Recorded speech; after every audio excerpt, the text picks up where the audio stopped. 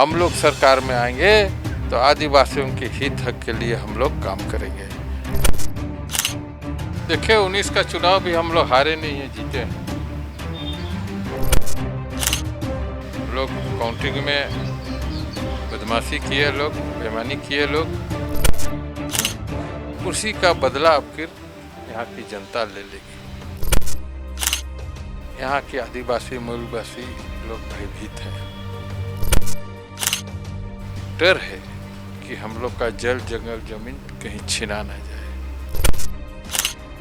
मणिपुर में उतना बड़ा आदिवासियों पर घटना घटा, कभी झांकने गए?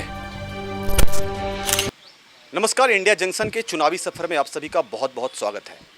और इंडिया जंक्शन की टीम पहुंच चुकी है झारखंड के खूंटी लोकसभा क्षेत्र में। हालांकि ये लोकसभा क्षेत्र काफ़ी ज़्यादा हॉट सीट मानी जाती है इस देश के चुनावी सरगर्मी को तेज़ करने में, क्योंकि यहाँ पे हमारे साथ जो शख्स बैठे आप देख रहे हो, इनका नाम है कालीचरण मुंडा। और इनके अगेंस्ट जो कैंडिडेट खड़ा है वो लगातार 3 बार के सीएम अर्जुन मुंडा है।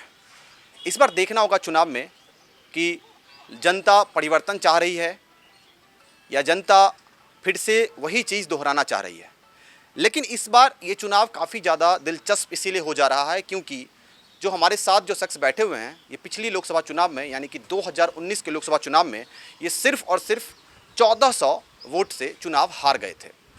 और अगर वोट प्रतिशत देखा जाए तो ये 1% से भी कम है, क्योंकि लगभग 3 लाख के समथिंग वोट इनको भी मिला था और 3 लाख के समथिंग वोट उनको भी मिला था। 3,81,82 हज़ार के आसपास कुछ वोट ही थे, ऐसे ही थे। और 1400 वोट का अंतर था और वोट प्रतिशत जो था वो 0.17% वोट का अंतर था। तो हमारे साथ बैठे हुए हैं कालीचरण जी, और कालीचरण जी मैं बात करूंगा कि इस बार आखिर पिछली बार ऐसा क्या हुआ था और इस बार ऐसा क्या होगा कि वो 1400 का आंकड़ा पार कर जाएगा या वो पीछे रह जाएगा। स्वागत है सर। देखिए 19 का चुनाव भी हम लोग हारे नहीं हैं, जीते हैं। हम लोग को ज़बरदस्ती करके लोग हरवाया। ऐसे 2200 वोट से हम लोग जीते हैं, समझे ना। लोग काउंटिंग में बदमाशी किए, लोग बेईमानी किए, लोग हम लोग रिकाउंटिंग के लिए आग्रह भी किए लेकिन तैयार नहीं हुआ। 1400 वोट से हम लोग हारे, हम लोग को हरवाया। हमने आग्रह किया कि भाई रिकाउंटिंग हो, लेकिन रिकाउंटिंग के लिए तैयार नहीं थे। उन लोग को साफ उन लोग चाहते थे कि भाई भारतीय जनता पार्टी के कैंडिडेट को सर्टिफिकेट देने के लिए। हम लोग हाई कोर्ट में भी गए, वहाँ भी कुछ नहीं हुआ अभी तक, समझे ना। उसी का बदला अब फिर यहाँ की जनता ले लेगी। तो इस बार क्या लगता है, इस बार बदलाव करेगी जनता यहाँ की? बदलाव करेगी। तो आप मुझे बताइए, चलिए इस बार चुनाव में आपका मुद्दा क्या है? आप जनता के बीच जा रहे हैं, कौन से मुद्दे को लेकर जा रहे हैं?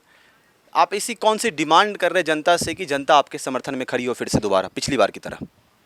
भारतीय जनता पार्टी से, वर्तमान केंद्र सरकार से यहाँ के आदिवासी मूलवासी लोग भयभीत हैं। उन लोग को डर है कि हम लोग का जल जंगल जमीन कहीं छिना ना जाए। आपके वर्तमान जो सांसद हैं वो भी तो आदिवासी समाज से ही आते हैं, फिर उनसे क्यों नहीं खुश हैं? आदिवासी समाज से रहने से क्या होगा? उनका संगठन क्या है, वो क्या है? उतना बड़ा आदिवासी कल्याण मंत्रालय के मंत्री हैं। मणिपुर में उतना बड़ा आदिवासियों पर घटना घटा, कभी झांकने गए? आदिवासियों के प्रति इसको कितना हमदर्दी है। आपका कहने का मतलब है आदिवासी के लिए उन्होंने कुछ नहीं किया, बस आदिवासी के नाम का चोला ओढ़ के घूमते रहे और उन्होंने आदिवासी के लिए कुछ नहीं किया। आप क्या करेंगे आदिवासियों के लिए इस बार अगर आप सरकार में आते हैं?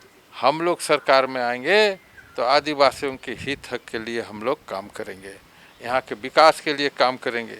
यहाँ जानते हैं मैंने हर परिवार से एक आदमी लोग पलायन कर गए हैं। कहाँ चले गए? सब जहाँ तहाँ, आसाम गए हैं, कहीं पंजाब गए हैं, कहीं हरियाणा गए हैं, बम्बई गए हैं, कलकत्ता गए हैं। झारखंड में तो काफ़ी ज़्यादा माइनिंग होती है, यहाँ पर तो काफ़ी ज़्यादा कारखाने हैं। कारखाना है यहाँ तो बड़े बड़े पूंजीपतियों के लिए है ना, उन लोग के लिए है। उन लोग का अपना माइनिंग हो रहा है, कल कारखाना है, सारा जगह वही लोग है। अच्छा, यहाँ के आदिवासियों का पलायन करने का मुख्य मुद्दा है कि उनको यहाँ पर रोजगार नहीं मिलता है। अच्छा, आपको पता है कि अब आपके वर्तमान सांसद अभी कृषि मंत्री भी हैं, तो हो सकता है कि यहाँ के जो भी आदिवासी समाज है, क्या उनके पास खेती करने के लिए ज़मीन है या फिर नहीं के बराबर ज़मीन है? यहाँ ज़मीन की कमी नहीं है, ज़मीन की यहाँ कमी नहीं है। फिर वो खेती क्यों नहीं करते, पलायन क्यों कर जाते हैं? अब उसे सिंचाई का सुविधा दीजिएगा तब ना। खाद का दाम है आपका 80 रुपया, मैंने 1000 रुपया, और उस खाद से उपजाया हुआ मैंने क्या कहेंगे, इसका दाम होगा आपका 1000 रुपया, तो कहाँ से उसको कोई फायदा थोड़ी हो रहता है। अरे कम से कम किसान लोगों के लिए खाद का भी, बीज का भी रेट कम करना होगा ना। मतलब इस बार देखना ये है कि लोग यहाँ के जो कालीचरण जी हैं वो कह रहे हैं कि कृषि मंत्री होते हुए भी अर्जुन मुंडा ने यहाँ के लोगों के लिए कोई काम नहीं किया, आदिवासी समाज से होते हुए भी उन्होंने आदिवासी के लिए कोई काम नहीं किया, अन्य बहुत सारे मुद्दे हैं। अच्छा कालीचरण जी, आप मुझे ये बताइए कि आपको राजनीति में आने की प्रेरणा कहाँ से मिली थी? देखिए, हम लोग तो खेत खलिहान का आदमी हैं, नहीं समझे। मेरे पिताजी भी राजनीति में थे। पिताजी के गुजरने के बाद सारे लोग, वर्कर लोग आए कि बोले कि आपको राजनीति करना है, समझे ना।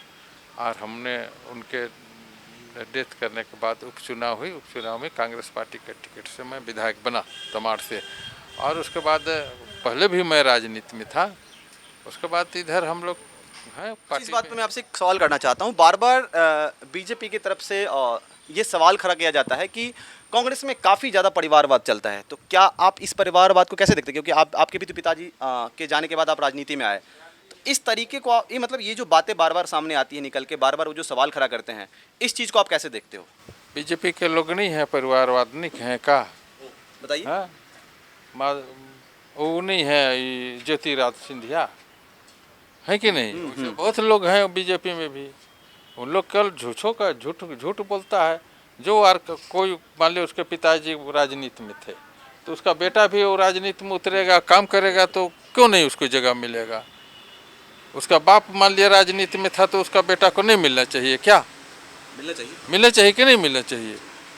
हम लोग का ऊपर से थोड़े टपके हैं, हम लोग भी वर्कर थे, वर्क किए हैं, तब ना हम लोग को भी। तो पिताजी के साथ कंधा से कंधा मिलाकर राजनीति में काम किए, तो लोगों ने आपको पसंद किया।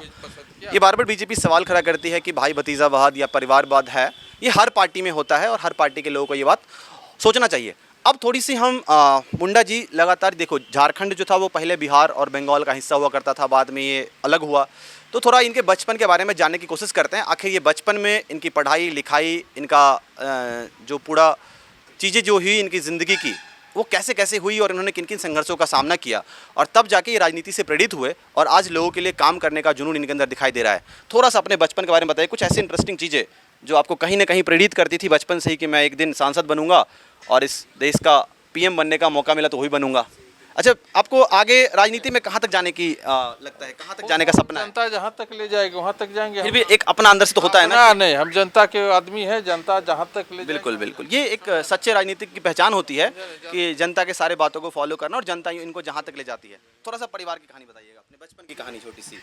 हम लोग तो भाई बचपन हम लोग का बढ़िया रहा। हम लोग किसान आदमी हैं, खेती बाड़ी करते हैं, आज भी करते हैं। अपने खेत में काम किया कभी? काम किया है, बैल से भी हल जोता है, ट्रैक्टर से भी जोता है। हम क्या बात है, कभी जमीन पे सोए कि नहीं? हम जमीन में भी सोए, चटाई में सोए हैं हम लोग। कहते हैं राजनेता का पैर तो एसी कमरे से और वो रेशम के गद्दे से नीचे नहीं उतरता। हमारे पिताजी वैसा नहीं रखे हैं, हम लोग को खेदम जमीन से जोड़ के रखे थे।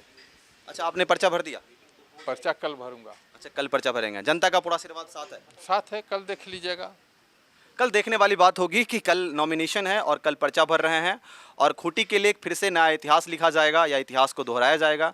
ये देखने वाली काफ़ी दिलचस्प बातें होंगी। हम लगातार आपको खूंटी लोकसभा क्षेत्र से हर एक चुनावी पल पल की रिपोर्ट आपको देते रहेंगे। खबरों से जुड़े रहने के लिए सब्सक्राइब करें हमारा चैनल इंडिया जंक्शन।